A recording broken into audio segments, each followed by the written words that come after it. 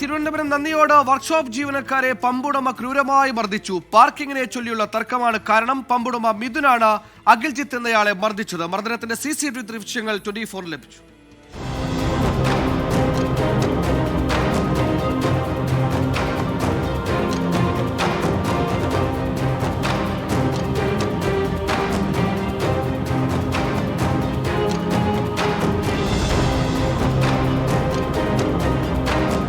ചൊവ്വാഴ്ചയാണ് നന്ദിയോടുള്ള വർക്ക്ഷോപ്പിന് പരിസരത്ത് വെച്ച് ജീവനക്കാരനെ പമ്പുടമ ക്രൂരമായി മർദ്ദിച്ചത്. പാർക്കിങ്ങിനെ ചൊല്ലിയുള്ള തർക്കമാണ് മർദ്ദനത്തിൽ കലാശിച്ചത്. ഞാൻ ഒരു ഉച്ചയ്ക്ക് ഒരു 12 മണിയോടുകൂടി എനിക്ക് ട്രാവലറുണ്ട്, അത് സർവീസ് ചെയ്തതിനു ശേഷം അവിടെ കൊണ്ടുവന്ന് 4000 രൂപയ്ക്ക് ഡീസൽ അടിച്ചു. അവിടുത്തെ സ്റ്റാഫിനോട് പറഞ്ഞു എനിക്ക് നാളെയാണ് ഓട്ടം, ഞാൻ നാളെ വണ്ടി എടുക്കുള്ളൂ പറഞ്ഞു. ഞാൻ വണ്ടി അവിടെ പാർക്ക് ചെയ്തു. അവിടെ പറഞ്ഞിട്ടാണ് പാർക്ക് ചെയ്തത്. ആ പാർക്ക് ചെയ്യുന്ന സമയത്ത് രാജേന്ദ്രബാബു എന്ന് പറയുന്ന പമ്പിൻ്റെ മുതലാളി അവിടെ ഉണ്ടായിരുന്നു, മാനേജറും ഉണ്ടായിരുന്നു.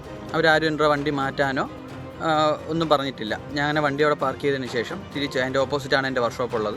ഞാൻ അവിടെ പോയി ഒരു ഏകദേശം 2:30 മണിയോടുകൂടി മണിവരെ അവിടെ ഉണ്ടായിരുന്നു, പണിയായിട്ട് നിൽക്കുകയായിരുന്നു. അത് കഴിഞ്ഞ് ഞാൻ കൈരളി സ്കൂളിൽ വണ്ടി ഓടാൻ പോകുന്നുണ്ട്.